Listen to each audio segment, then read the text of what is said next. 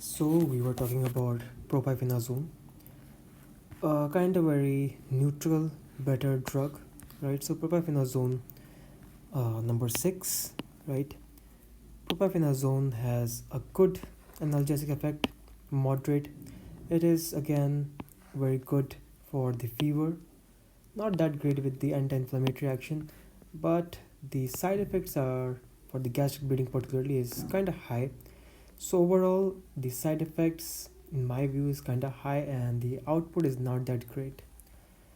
Right, and for the propyphenazone, bone marrow suppression is again, however, it is a rare side effect. Now let's talk about propyphenazone, drug dosing, indication, and so and so. So we were talking about the propyphenazone. Propyphenazone, similar to other, has an onset of action somewhere about 15 to 30 minutes, right? The only better thing the propyphenazone was doing was for the fever, right? And for the peak, somewhere about like 1 hour, and for the duration of action, about 4 to 6 hours, right? Let's also do the dosing over here. Dose of propyphenazone. You can find the propyphenazone in several dosage, right? Uh, you can give like 300 to 600 milligram every 6 to 8 hour, right? Which means that if there is 24 hour and you can give every night like 8 hours, so it will become out 3 times. So 600 milligrams tablet 3 times will be 1.8 gram per day, right? If you go beyond that, there will be higher GI risk, right? This is the maximum dosage also. And for the GI risk, it is more than 1.8 gram per day. If you go beyond this limit, there will be high risk to cause the GI bleed. Let's write the maximum dose that you can give. Maximum dose before reaching a limit that it can which can be fatal to the patient, which is 1.8 more than equals to 1.8 gram per day. Again, these data can vary slightly, but this is what it is. Now we are done with the GI risk, right? Now, what are some indications in which we can prescribe the patient propyphenazone? So indications are as follows. It was very good for the fever, right? So fever, uh, usually the fever, not much about other stuff, but also you can use for uh, pain and stuff, because for the table, as it says that it has a very not very nice, but again moderate for the analgesic effect. So analgesic effect and a good antipyretic. So it is a overall decent drug that we can give in fever along with the mild pain. Okay, mild pain. But why still you give? But why to give the propyphenazone when you have much better drugs than this one, right? And again, as it was causing a high level of there was a high risk to cause bleeding, right? So we can help propyphenazone, right, in such a way that it causes less problem with the patient. We add a PPI alongside with the propyphenazone, PPI, which is usually the pantoprazole. Pantoprazole,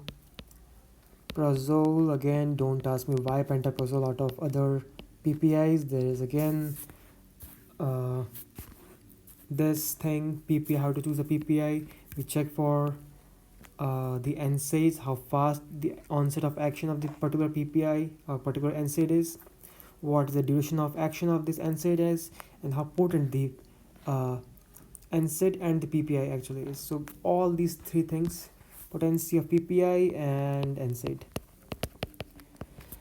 Right, so all these things we should keep in mind before prescribing somebody NSAID along with a particular PPI. Right, now let's talk about some doses which can be available like in the market. So propyphenazone is available in different tablet format. You can get 150 mg, you can get 300 mg, right? In some areas you can find even 600 milligrams, right? Then there is some again composition. So this is the main drug of propyphenazone. And for the combination pill,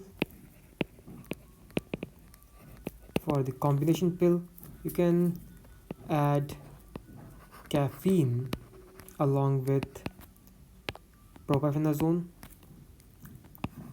Propyphenazone, a very good tablet in case of fever, right? Even in case of like mild headache, or even you can use it for the caffeine, the migraine, right? So this is the one combination. Second combination can be propyphenazone along with paracetamol you can use, right? And again you can use for the same purpose, fever and stuff. Why we combine the drug? We combine the drug because giving one drug alone actually increases the risk to cause GI bleed, as that in order to have the desired effect, we have to increase one particular drug dosage in a higher amount, and that can be problematic for us, right? For example, there is a fever and we have only propyphenazone available right now, so we have to increase the dosage, right? And if you increase the dosage to have the same effect, we have to increase the dosage, and it will cause the higher risk to cause the gastric bleeding. I guess you get it, right? So this can be another combination. Next combination can be along with codeine, right? Propyphenazone with codeine, and so and so. There are again so many combination can be available in the market, but these are the most common and the most famous one. However, not that great drug, I would say, because there are some other drugs in the market which you can use for the same effect. So propyphenazone, very decent, neutral kind of drug. I would say decent. Propyphenazone is a decent drug. Okay, decent drug with a red flag. Okay, this is a guy or girl, whatever. Decent face with a red flag. It only helps for fever. So P again looks like F, right? So from here you can think that it causes it actually helps the patient to get rid of fever. So propyphenazone, this was all about the propyphenazone. And from P to P, propyphenazone for pantoprazole. And let's also do the dosing that you can do. Pantoprazole you can go for about like 20 to 40 mg OD, 20 to 40 mg OD once a day for propyphenazone. So this was all about propyphenazone.